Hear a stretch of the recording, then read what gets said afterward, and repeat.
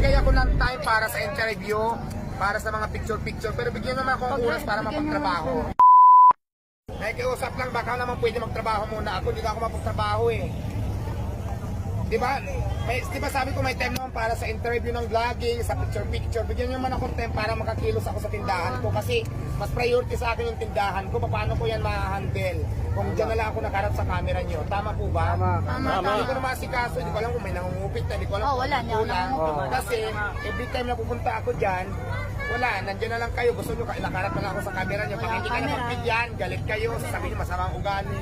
Eh, nakapokus ako sa tindahan ko. Number 1 yan. Di ba po sana po maintindihan nyo ako? Maintindihan ko po kayo, support kayo, nagpapasalamat ako doon. Pero kailangan ko lang talagang konti pang unawa nyo.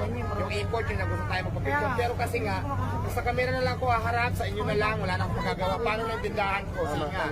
Wala, nadadami. Di ba? Yun lang naman yun, hindi naman siguro